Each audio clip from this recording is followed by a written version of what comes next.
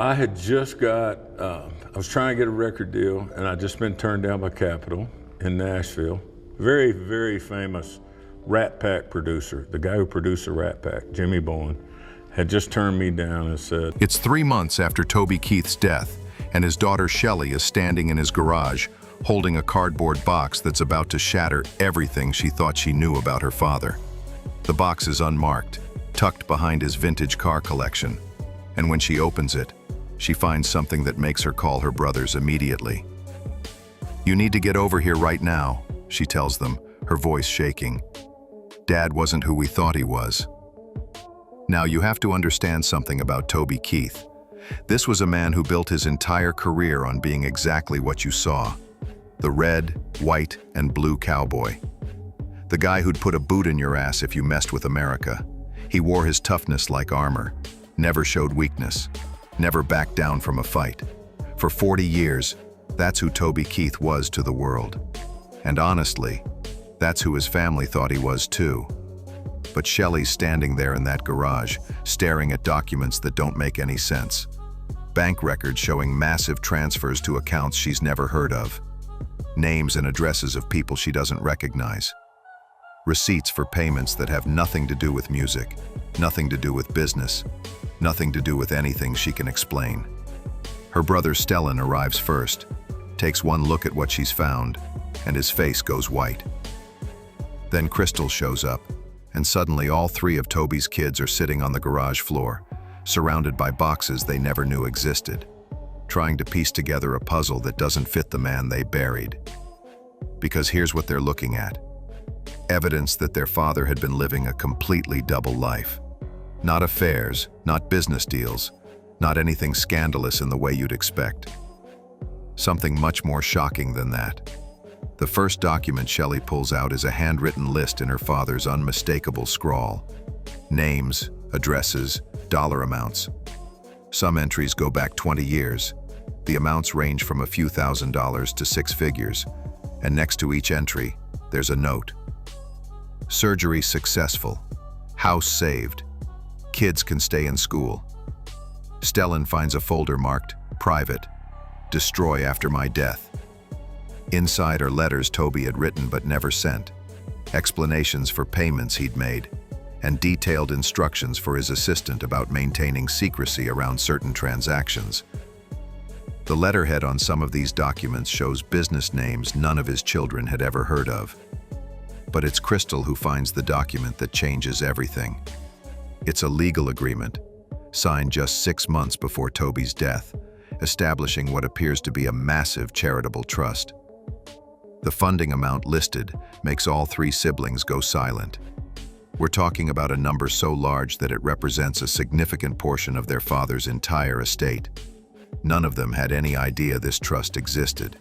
The man who sang "Courtesy of the Red, White, and Blue" and "Beer for My Horses." The guy who seemed to wear his heart on his sleeve and never held back his opinions about anything, had apparently been operating an entire secret life of generosity that he'd hidden from everyone, including his own family.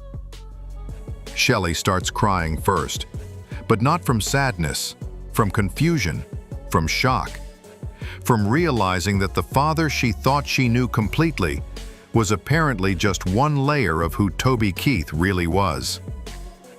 They keep digging through the boxes, and every document they find makes the picture more confusing and more incredible. There are thank you letters from people they've never heard of, expressing gratitude for help during medical emergencies, financial crises, family tragedies. Letters addressed to various business names and P.O. boxes, never directly to Toby Keith. The most jarring part? Many of these letters are from people who had no idea who was actually helping them. They're thanking anonymous donors, mysterious benefactors, charitable organizations they'd never heard of before receiving help. Stellan finds a notebook where Toby had apparently kept track of everything. Each entry is dated, with details about why someone needed help and how he arranged to provide it without being discovered. Some entries span years, showing ongoing support for families through extended hardships. But what they found wasn't just shocking. It revealed a side of Toby Keith that nobody, not even his closest friends, ever knew existed. What Toby's kids discovered in that garage wasn't just random acts of kindness.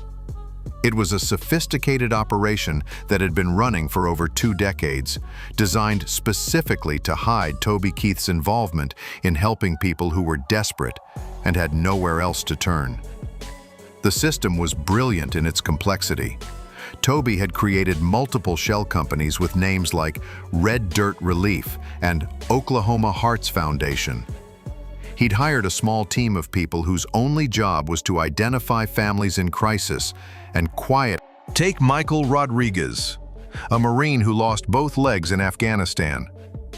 Michael's family was about to lose their house because his disability payments weren't enough to cover the mortgage on their specially modified home. The bank was 2 weeks away from foreclosure. Then suddenly, an anonymous donor paid off their entire mortgage through something called the Veterans Home Security Trust. Michael and his wife spent years trying to figure out who saved their house. They never found out it was the guy who sang American Soldier. Or consider Sarah Chen, a single mother in Tulsa whose 8-year-old daughter was diagnosed with leukemia. Sarah's insurance covered the basic treatment, but not the experimental therapy that could save her daughter's life. The treatment cost over $300,000, money Sarah would never have in her lifetime. 3 days before the deadline to start treatment, Sarah got a call from something called Children's Medical Angels, telling her the full cost had been covered by an anonymous donor. Sarah's daughter is alive today because of Toby Keith, and she has no idea. But here's where it gets really incredible. Toby wasn't just writing checks. He was actively involved in people's lives for years at a time, monitoring their situations, providing ongoing support as needed. The documents show families he supported through multiple crises over decades. There's the Johnson family from Oklahoma City. First, Toby helped when the father lost his job at the oil refinery and they were facing eviction. 2 years later, when their teenage son was accepted to college but couldn't afford tuition, mysterious scholarship money appeared. When their grandmother needed expensive heart surgery 5 years after that, Oklahoma Community Care covered the costs. 3 separate crises, spanning 7 years, all handled by Toby Keith through different fake organizations, so the family would never suspect it was the same person helping them. The financial records show Toby was spending millions of dollars a year on this operation. And we're not talking about tax write-offs or publicity stunts. These payments were structured specifically to provide no benefit to Toby whatsoever. No tax advantages, no public recognition, no business connections that could help his career. His accountant had apparently tried to talk him out of this system multiple times, suggesting he could get more impact and better tax benefits by donating through established charities. Toby refused. He wanted to help people directly, immediately, without bureaucracy or delays. When someone needed help, he wanted them to get it within days, not months. The most shocking discovery was a thick folder labeled Musicians in Crisis. Inside were records showing Toby had secretly funded the careers of dozens of struggling songwriters and performers. He'd pay for their demo recordings, cover their rent during tough months, even fund their tours, all through various fake management companies and investment groups. Some of these musicians went on to have successful careers and still have no idea that Toby Keith was their anonymous benefactor during their darkest moments. One case involved a young songwriter from Nashville who was about to give up and move back home to work in his father's hardware store. The day before he was supposed to leave, he got a call from Music City Development Partners, offering to fund his next year in Nashville, including studio time and living expenses. That songwriter went on to write multiple #1 hits. He spent years trying to figure out who believed in him when nobody else would. The total amount Toby had secretly given away was staggering. According to the documents his children found, he'd quietly donated over $40 million across 23 years, helping hundreds of families through their worst moments. But this wasn't even the most shocking part of what his family discovered. Deep in the final box, Shelley finds something that makes her sit down hard on the concrete floor. It's a stack of handwritten letters, each one sealed in an envelope with a name written in her father's handwriting. The first envelope simply says, "To my dad," in Toby's unmistakable scrawl. Inside is a letter Toby wrote to his father, who had died years earlier. But this isn't a memorial tribute or a nostalgic remembrance. It's Toby explaining himself, defending choices his father never understood, apologizing for arguments they'd had about money and success and what it means to be a man. "Dad, you always said I was too soft, that I'd never make it in this business because I cared too much about what other people thought," the letter reads. "But you were wrong about what I cared about. I never cared." There's a letter addressed to the critics that Toby apparently wrote during one of his most controversial periods, when he was being attacked for his political views and his aggressive patriotic songs. Instead of the defiant response you'd expect from the public Toby Keith, this letter is introspective, almost vulnerable. "You think you know who I am because of the songs I sing and the image I project," he wrote. "But every dollar I made from those songs you hate went to help people you'll never meet. Every time you called me a warmonger, I was paying for a veteran's medical bills. Every time you said I was just pandering for money, I was giving that money away to families in crisis. I built this tough guy image because it sold records, and I needed those records to sell so I could afford to help more people." But the letter that breaks Shelley's heart is addressed to my fellow cancer patients. Toby had written it during his own battle with stomach cancer, and it reveals how isolated he felt, how much he wanted to connect with others going through the same struggle, but how his celebrity status made that impossible. "I wanted to sit in those support group circles and just be another scared guy facing the unknown," he wrote. "But I couldn't, because I wasn't just another guy.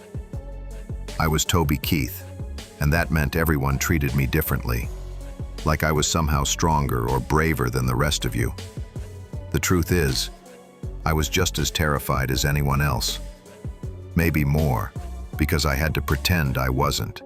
Then Crystal finds the folder that changes everything they thought they knew about their father's final years. It's labeled "The Foundation, Launch After Death," and contains detailed plans for something called the Anonymous Angels Foundation. The documents show that Toby had been planning to reveal his secret charitable work after his death, but not in the way you'd expect.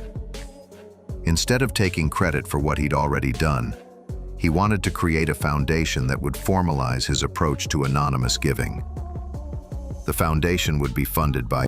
But here's the part that stunned his children the most. Toby had been secretly collaborating with other celebrities on charitable efforts for years. The documents show a network of musicians, actors, and athletes who had been quietly coordinating to help people, sharing information about families in need, and pooling resources for larger emergencies. Names that would shock you, working together behind the scenes while maintaining completely different public images. The final item in the folder is a thick envelope marked, "For my children, open only after you found everything else." Inside are 3 separate letters, one for each of his kids, explaining why he kept his charitable work secret from everyone, including them. The letter to Shelley reads, "I needed you to love me for who I was, not what I could give away. I needed to know that my family's respect was based on how I treated you, not how much money I gave to strangers.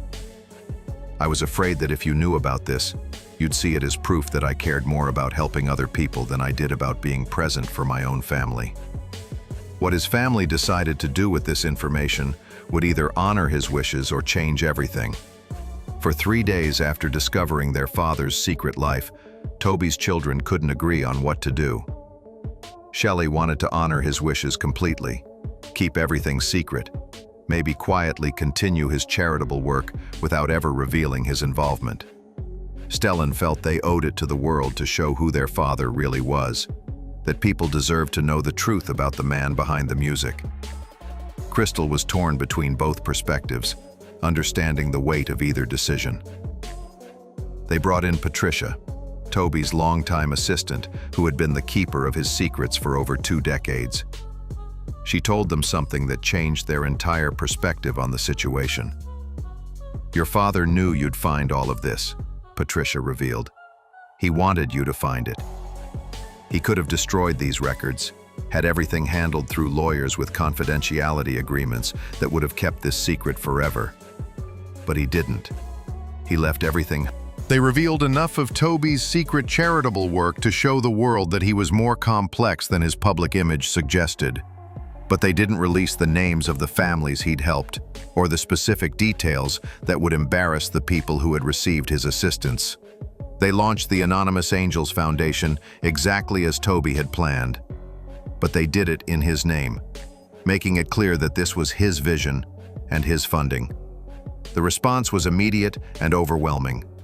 Hundreds of families came forward to share their stories about mysterious help they'd received during their darkest moments.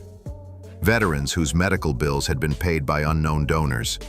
Musicians who'd been saved from giving up their dreams by anonymous benefactors.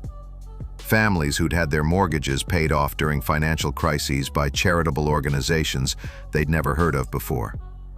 Each story painted the same picture. Toby Keith had been quietly, systematically helping people for decades, always making sure they never knew it was him. But the revelation that completely reframed everything happened 3 weeks after they made their decision public.